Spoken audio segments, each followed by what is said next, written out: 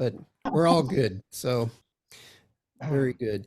Well, let's talk about tonight's chapter 6. And we're going to have tonight's really the last story. So we have a series of stories other than chapter 2, which was an interpretation of Nebuchadnezzar's dream. And so we've had, the fiery furnace story and the writing on the wall and so on and so forth. And so tonight is the last of these stories, and then moving on next week until we get to chapter 12, they will all be prophetic, speaking of things that are going to be happening in the last days. So like I said, this is the last of the stories, and so with the exception of chapter 2, obviously was a interpretation of Nebuchadnezzar's dream, which was also prophetic regarding the end times. And so you might remember this story. Some of you may have heard of the lion's den, Daniel in the lion's den. So this is another one I remember from Sunday school growing up as a child. So to get into a little bit of this, so we have a new ruler in Babylon who is goes by the name of Darius. In the Bible, he's described as Darius. And so when Nebuchadnezzar passed away, if you remember, as of in the last study, he had a 43-year reign. And then he was his son, Merodach, evil Merodach was his name. He took over and lasted about 2 years. Then he was assassinated by his brother-in-law. And so they had a period of about 6 years where they had these different rulers who lasted just a couple of years, 4 years or so on. And they ended up with a guy by the name of Nabonidus. And he was part of a gang of conspirators that was just kind of elected to be the king over Babylon. And during the wars with the Persians, with Cyrus, he kind of put his son Belshazzar in charge of Babylon. And so history tells us that Belshazzar was he was a great warrior and soldier, but he was kind of a terrible politician. And so with Nabonidus, he didn't have favor with the people of Babylon, especially with the religious side. He didn't. The religious leaders were against him, so there was a lot of chaos and turmoil during this period of time. And when Darius finally came in under, they came into Babylon. Remember, by Cyrus drained or he directed the Euphrates around into canals and drain the Euphrates, which was part of their water supply, and they were able to enter these impenetrable, you know what I'm trying to say, the walls, and he was able to go underneath through the water canal, and that's how they came into Babylon and took over without any kind of fight. So we had Belshazzar, who was throwing this party, the writing on the wall story from last week, and he was throwing a party for all these rulers, his wives and concubines, and a lot of, these rulers are governors of the nation. And so history also says that there was a big feast going on within Babylon. So they really came in, the Medes and the Persians came in and took over without a fight. So Darius was the ruler at the time who was set up to rule over Babylon. And so his name isn't in history. His name doesn't line up in history. And so there's a lot of thought as to who he might actually be, whether he was Cyrus himself or maybe some other some other ruler with a different name. So I'll get into this in a second here as we start reading. But this is how Daniel was condemned to go to the lion's den. So we have chapter 6 and verse 1 says, it pleased Darius to set over the kingdom. So he's at this point, he's setting up his new rulers. He's just come into the kingdom. So it pleased Darius to set over the kingdom 120 satraps, which are like governors or subordinates to governors, maybe like mayors or lieutenant governors. But so they're set up to be over the whole kingdom, and over these he assigned 3 governors, of whom Daniel was one. So they had 3 higher ups, so that the satraps might give account to them, so that the king would suffer no loss. And then this Daniel distinguished himself above the governors and the satraps because an excellent spirit was in him, and the king gave thought to setting him over the whole realm. So here we see Daniel prospering, and he's moving up, and as we've seen through all the different leaders, through Nebuchadnezzar and then Belshazzar, and so on and so forth. So it pleased Darius. So in secular history, there's this period, like I said, there's no record of Darius or a person named Darius in this particular period. There was later on, so it doesn't line up, and it's probably not the same Darius. So in this particular period and place recorded in Daniel 6, there are also 3 possible explanations for Darius.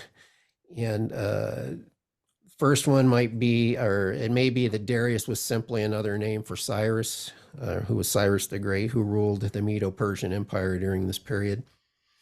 Another idea, it may be that Darius was actually, his name was Cambyses, who was the son of Cyrus, and he served under his father as a ruler of Babylon and later inherited the throne of the entire empire.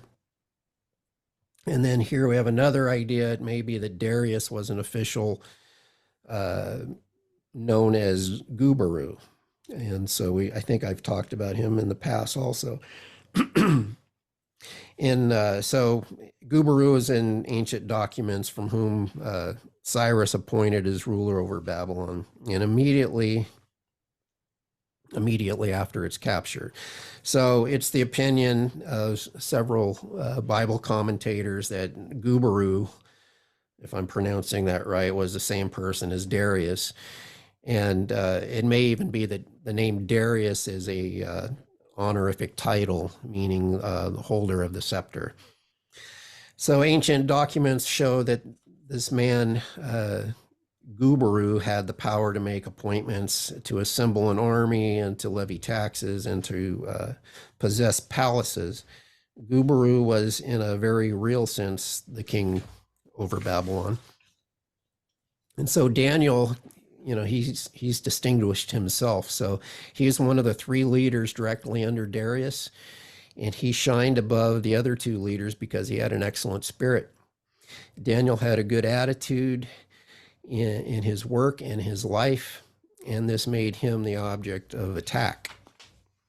So now we have a plot, as usual. There's people that are jealous against him, so we see this plot is conspired against Daniel. And so verse 4 says, so the governors and the satraps sought to find some charge against Daniel concerning the kingdom, but they could find no charge or fault, because he was faithful, nor was there any error or fault found in him. And then these men said, we shall not find any charge against this Daniel unless we find it against him concerning the law of his God. So these governors and satraps thronged before the king and said thus to him, King Darius, live forever.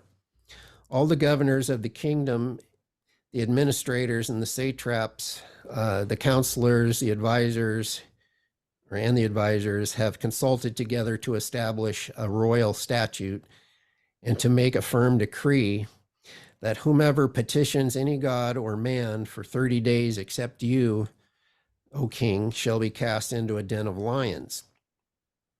Now, O king, establish this the decree and sign the writing so that it cannot be changed according to the law of the Medes and the Persians, which does not alter. So therefore, King Darius signed the written decree. So we see that they could find no fault or charge against Daniel because he's faithful. And so Daniel was such a faithful man that those who looked for a flaw in his actions or his character, they come up empty. And sometimes today we see a candidate or a nominee for political office under this kind of scrutiny. But imagine looking as hard as you can at a public servant who's been in office for some 50 or 60 years. So you remember he's already been here at this point for about 60 years, and he's probably in his mid 80s, Daniel is. And so they find nothing wrong with him. No fraudulent expense accounts or no intern scandals or no questionable business deals, no gifts from lobbyists, no accusations from his staff. So simply there's no skeletons in Daniel's closet. And his enemies examined his life and found nothing to attack. So they had to make something up. So there's no fault found in Daniel. This simply wasn't to imply that Daniel is sinless, but he's a man of great integrity. So we could also say that Daniel was especially blameless in the conduct of his professional life. And this reminds me in a way of, I lived in Tennessee for several years, and I had a job for about 8 years in a warehouse. And when I first started working there, there was another guy that worked there, and I didn't know anything other than to just go to work and do the best that I could. And so I got all my work done like quickly.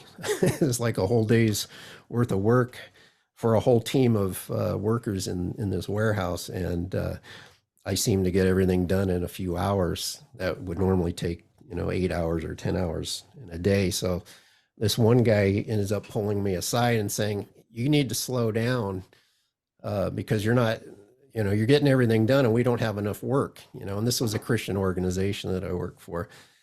And so I thought to myself, well, that's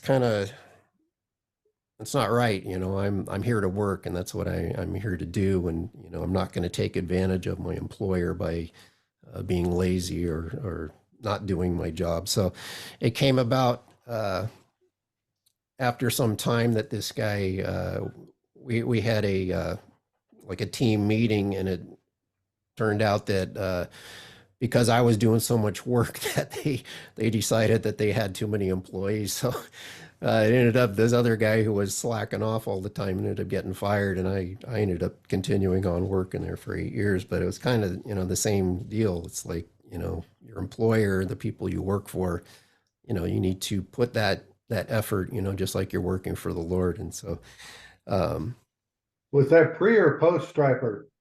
That was post Striper, post Heyday Striper, and pre-returning to Striper. So this would have been 2004 or so, 3 or 4.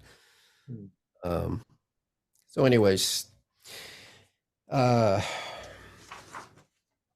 that was my little warehouse story, and kind of the same ideal, So we shouldn't find any charge against Daniel unless we find it against him concerning the law of God. So these men knew that they knew Daniel well enough, and they knew that he could not be trapped into doing evil.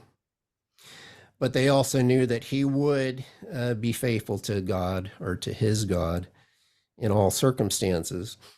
So every Christian should consider what others could say the same about them. should you consider if others could say things the same about them? Can you?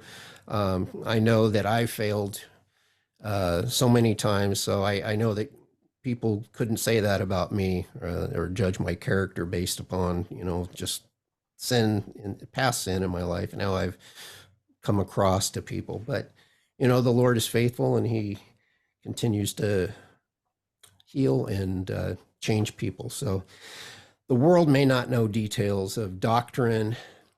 They may not know the intimacies of worship with God, but they can tell, a bad temper, which I used to have a huge temper. They can tell selfishness and conceitedness, and they can tell people who are dishonest. The world is looking at us. So it says, whomever petitions any god or man for 30 days, this is the decree, except you, O king. So if the enemies of Daniel,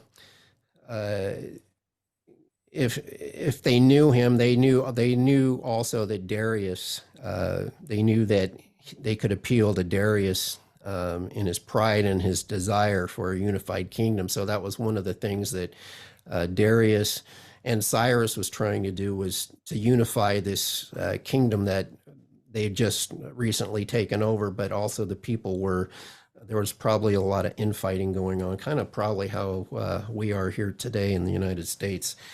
And we know that Cyrus was trying to, he eventually set the captives free as far as, letting the Jews go back and rebuild the temple, or not the temple, but yeah, to restore the temple and to go back to Jerusalem. So anyways, the suggested mode of compelling every subject in the former Babylonian domain to acknowledge the authority of Persia seemed a statesmanlike measure that would contribute to the unification of the Middle and Near East. So the time limit of 1 month seemed reasonable.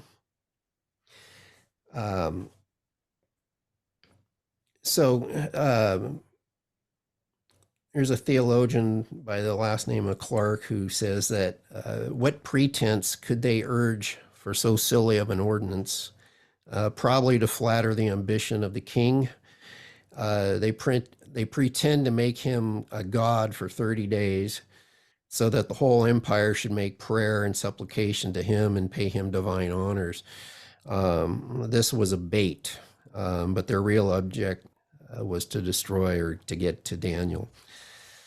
So it says, all the governors of the kingdom and administrators and satraps, counselors, advisors, so on and so forth, they consulted together. And so Daniel's enemies knew that the people could be persuaded they wouldn't normally do to do things that they would normally not do if they thought everyone else approved of that thing. So, of course, they lied, and it wasn't all the governors, because Daniel was one of the 3 governors, so he wasn't included. And let's see, so that it cannot be changed according to the law of the Medes and the Persians. So it was an established principle in the Medo-Persian Empire that when a king formally signed and instituted a decree, that it was so binding that not even the king himself could change it. And the decrees of the Persian king were unchangeable because he was thought to speak for the gods, and who could never be wrong and thus never needed to change their minds other than the gods. So therefore, King Darius signed this written decree, and suppose the law of the land, and this is very interesting, so suppose the law of the land were proclaimed that no man shall pray during the remainder of this month on pain of being cast into a den of lions. And how many of you would pray? I think there would be rather a small number at that prayer meeting, if we were to have that same kind of thing going on today. Not what the attendance at the prayer meetings are already, low enough. If there were a penalty of being cast into a den of lions, for instance, or being thrown in jail, yeah, that kind of sounds familiar. Um, the prayer meeting might be postponed for a month or 2 weeks to flatten a curve, or uh, so we saw basically we saw this over the last 3 years where churches had closed and some had never reopened because certain people in California, for instance, weren't allowed to sing in church. We weren't allowed to sing because spreading certain things might take place. So I mean, we've seen this in modern times, kind of the same principle.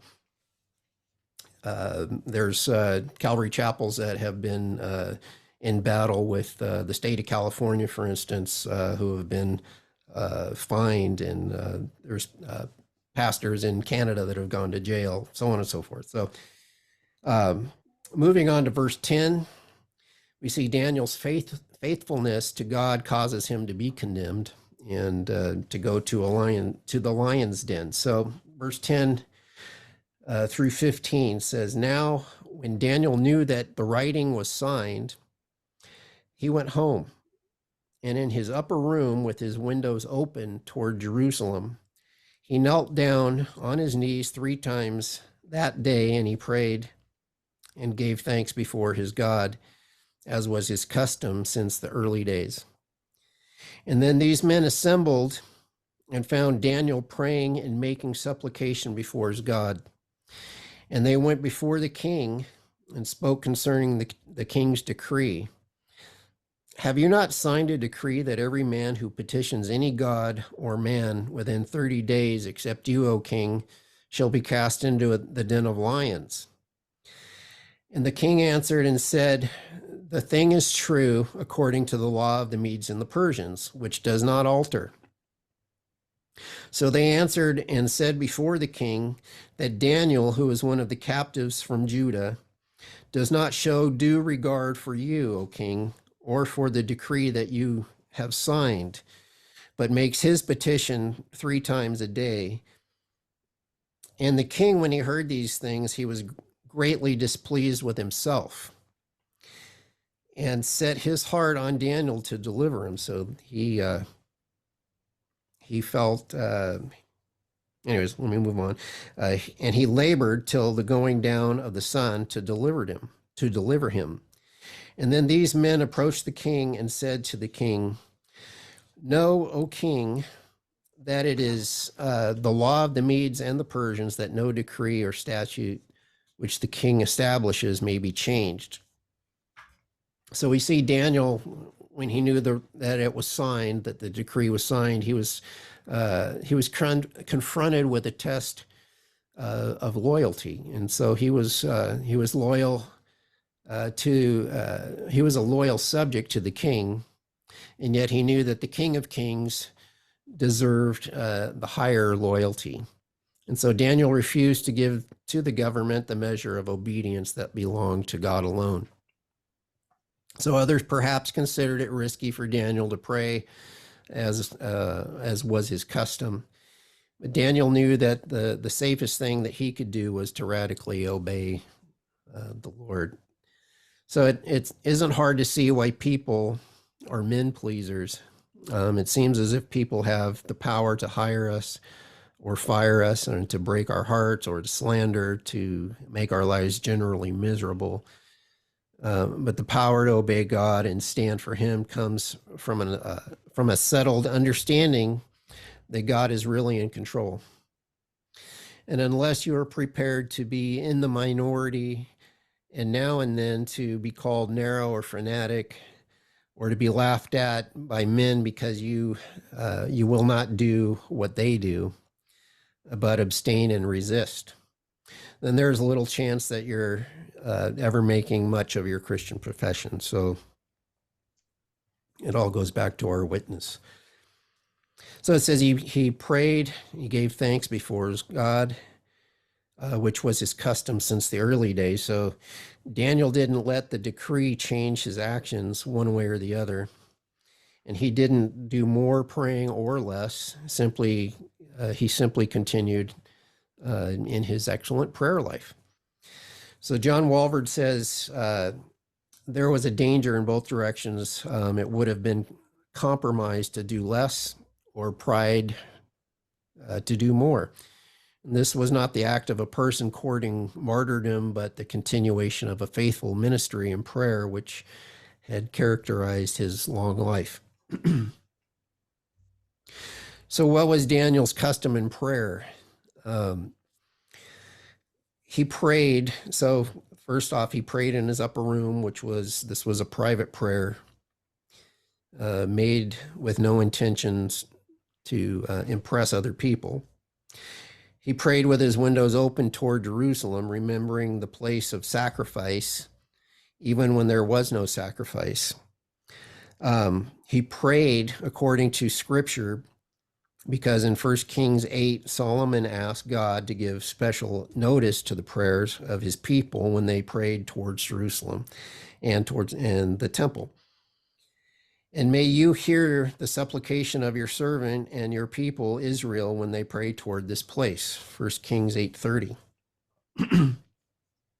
So also he knelt down on his knees, which is just as Jesus did. Just as Stephen did, as Peter and as Paul and other leaders in the church, and as Luke. And kneeling is a begging posture, which we must all come to God as beggars. If we come on our knees, we come as beggars or as servants. He prayed 3 times a day, knowing that a little prayer is good, but much prayer is far even better. And we must also remember that Daniel was one of the 3 governors over an empire, yet still had time to pray. And that does not tell you how often he prayed, but how often he was in the posture of prayer. So he may have prayed, 300 times a day for all we know. He prayed and he gave thanks because great prayer is filled with thanksgiving, and prayer and praise should always go up to heaven, arm in arm to the Most High. That's Charles Spurgeon. Daniel found Daniel praying and making supplication before his God. So they found Daniel just as they knew that they would, which would be deep in prayer. And for Daniel, prayer was both communion with God and pleading for his will to be accomplished, which is the supplication. It says it does not show due regard for you, O king. So this is not true because Daniel intended no disrespect to Darius, but only a higher respect for God. So we see the king, he's greatly displeased with himself. So there's a lot to like about this King Darius, because one of the admirable things about him is that he was displeased with himself. And so instead of blaming other people or blaming these people, he knew that he was the one who was at fault. He's the one who signed the decree. He was tricked into signing it, basically. So we can be sure that he wasn't happy with Daniel's enemies.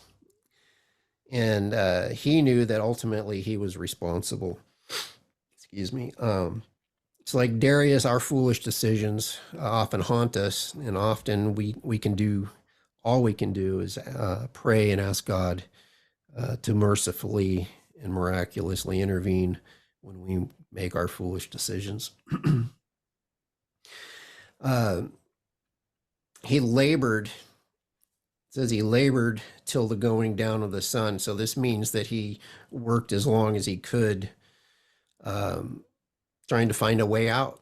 And according to the ancient Eastern customs, the execution was to be carried out on the evening of the day that the accusation was made and found valid.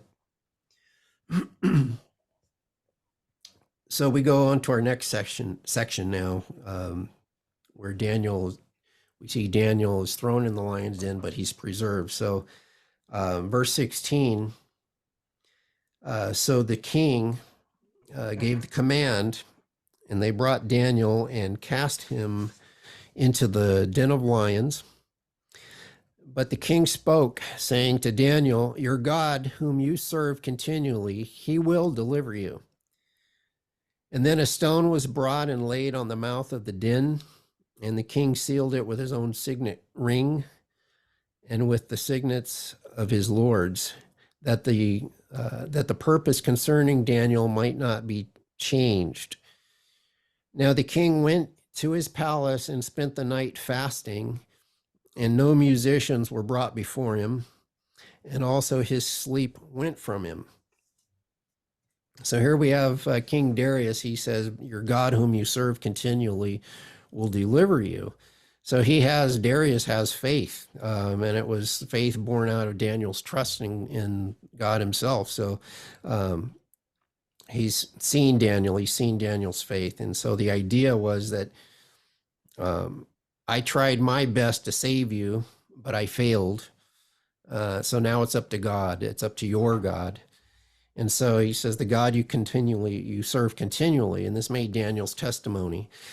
So many of us occasionally can display a godly character and wisdom.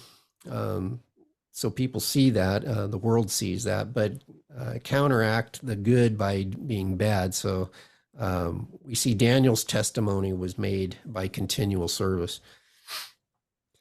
So the king's sleep went from him. Undoubtedly, Daniel had a better night's sleep than Darius. We can be sure that Daniel prayed.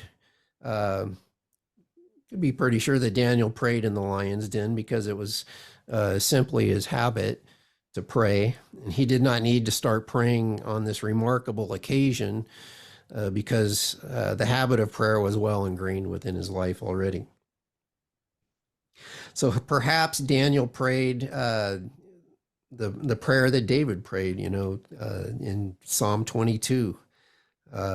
Said, save me from the lion's mouth. I declare your name to my brethren. In the midst of the assembly, I praise you. Charles Spurgeon says again, in any case, he must have had a glorious night, what with the lions and with angels all night to keep him company. He was spending the night watches in grander style than Darius was. So, verse 19, Daniel, here we see Daniel's found alive after the night in the lion's den. So 19 through 23 says, then the king arose very early in the morning and went in haste to the lion's den, or the den of lions. And when he came to the den, he cried out with a lamenting voice to Daniel. And the king spoke, saying to Daniel, Daniel, servant of the living God, has your God, whom you serve continually, been able to deliver you from the lions? And then Daniel said to the king, O king, live forever. My God sent his angel and shut the lions' mouths so that they have not hurt me, because I was found innocent before him. And also, king, I have done no wrong before you. Then the king was exceedingly glad for him and commanded that they should take Daniel up out of the den. So Daniel was taken up out of the den, and no injury whatsoever was found on him because he believed in his God. So we see very early in the morning, since he can't sleep, it was easy for Darius to rise early, very early. And we can imagine him waiting for the first glimmer of dawn so he could see how Daniel fared.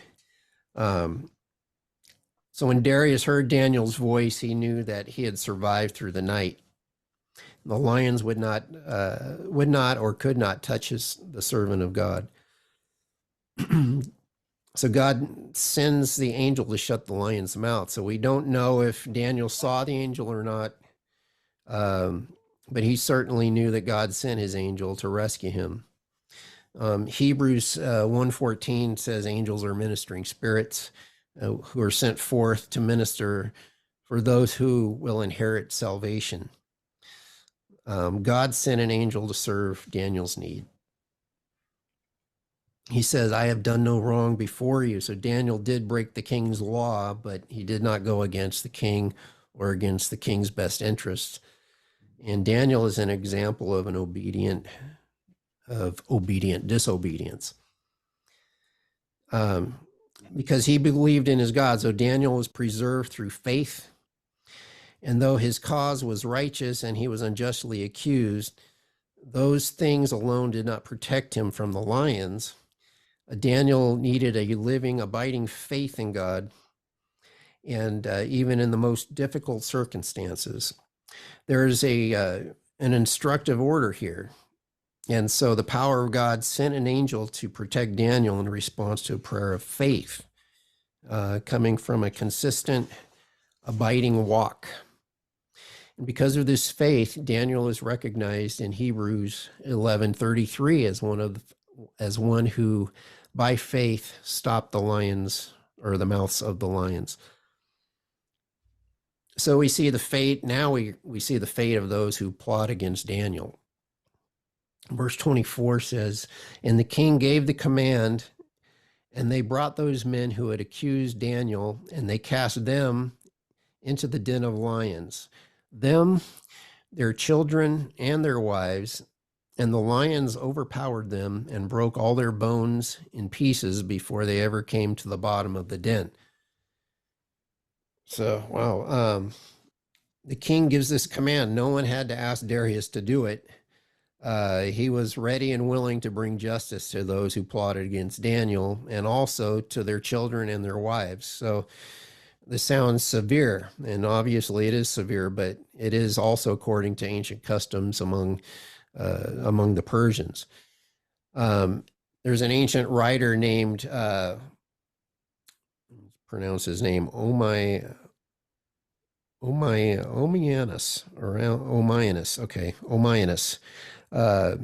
Omianus Marcellinus. He wrote of the Persians, the laws among them are formidable, by which on account of the guilt of one, all kindred perish. Darius is not happy with these men, and he probably would have cast them into the lions even if Daniel had perished in the lion's den. So you kind of see how our sin affects everyone around us, including family members. So we see these lions, they overpowered them before they ever came into the bottom of the lion's den. And so this sort of proves that genuinely, it was a genuinely angelic protection that saved Daniel. And it proves there was no natural reason why the lions didn't eat Daniel. Daniel's accusers perished in the same trap that they set for Daniel. We see that a lot. This kind of illustrates a principle of spiritual warfare, that God will cause our enemy to be impaled on the same snares that is set before us, or set for us. And what David talks about this in Psalm 7:14 through 16, he says, behold, the wicked brings forth iniquity, and yes, he conceives trouble and brings forth falsehood. He made a pit and dug it out, and has fallen into the ditch which he made. His trouble shall return upon his own head, and his violent dealing shall come down on his own crown. So we see next, Darius, he decrees that all must honor God. So here again, we see a situation where Daniel has been faithful and wins over the king. We've seen that with Nebuchadnezzar in several instances. Shortly with Belshazzar, when he interpreted the dream, and Daniel was promoted then. And so we see in verse 25, then King Darius wrote to all the peoples nations, and languages that dwell in all the earth. Peace be multiplied to you. I make a decree that in every dominion of my kingdom, men must tremble and fear before the God of Daniel. For he is the living God and steadfast forever. His kingdom is the one which shall not be destroyed, and his dominion shall endure to the end. He delivers and rescues, and he works signs and wonders in heaven and on earth. Who has delivered Daniel from the power of the lions? So this Daniel prospered in the reign of Darius and in the reign of Cyrus the Persian. So the king, he writes, the book of Daniel follows a familiar pattern. God's people stand firm. They stand firm in their convictions, and God honors and protects them. And the testimony of God's work makes the ungodly see and tell of the greatness of God. So we saw this, in the first chapter, Daniel chapter 1, where they had to deal with the food and the food that Nebuchadnezzar wanted to feed them. They didn't want to eat that food. So Daniel and his three friends, they stood firm with Nebuchadnezzar and saw the fruit of it. We saw that Daniel boldly and wisely interprets King Nebuchadnezzar's dream, and the king honored Daniel, and he also honored God, his God. We see that Shadrach, Meshach, and Abednego stood firm, and Nebuchadnezzar gave glory to God, who rescued them from the fiery pit.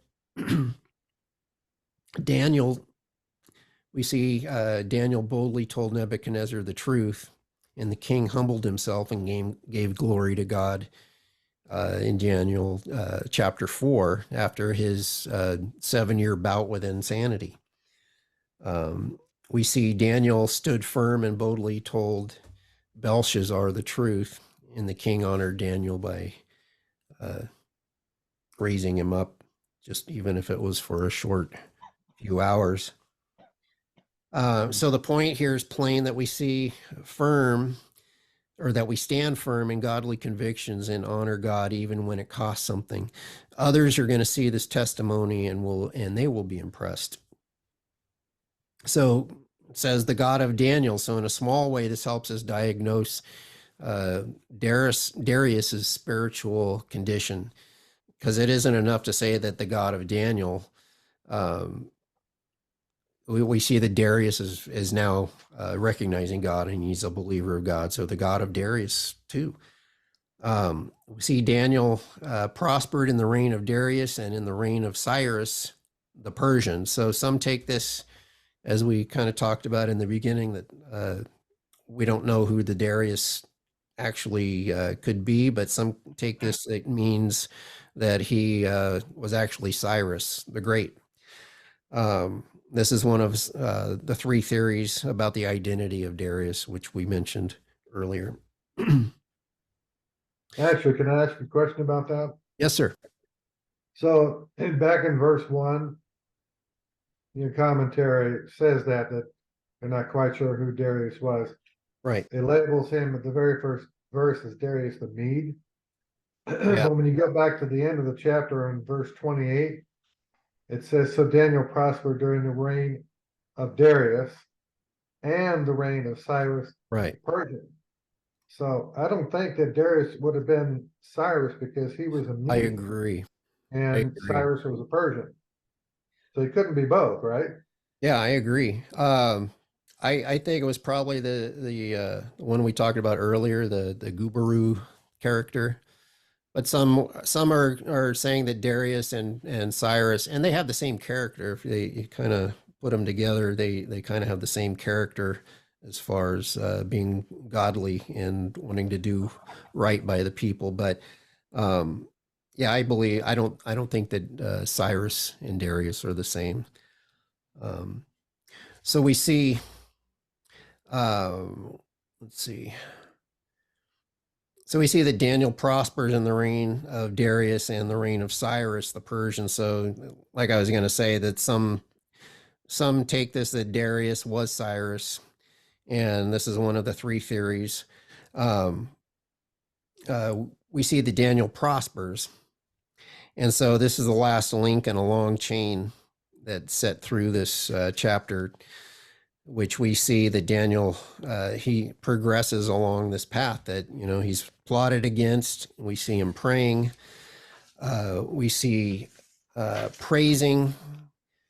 We see he's persistently serving, and then he's persecuted, but he's protected. He's preserved, but he's preferred, and then he prospers. So as we get here at the end, we see Daniel has prospered, and one of the greatest blessings of to come from Daniel 6 is to see that the story unfolds to the point it points to Jesus, basically. Considering this, that a man without blame, he's faithful to God in all his ways, and a man noted for prayer was sent to his death because of jealousy of those who wanted to prevent his exaltation. He was condemned to death by the plotting of his enemies and the law of the land, and thrown into a stone room meant to be his tomb. And then we see a stone is rolled over the opening. But in all its power and its ferocity, death couldn't touch him. And so on a morning, the stone was rolled away, and he came out victoriously, and he glorified God. And the pagans gave honor to God, and his enemies were judged. And that's pretty much the same. It's similar to the story of Christ. We see that parallel between Daniel in the lion's den and Jesus in the tomb, and both coming out victors. So that would be the end of chapter 6, and open it up for any questions anyone might have.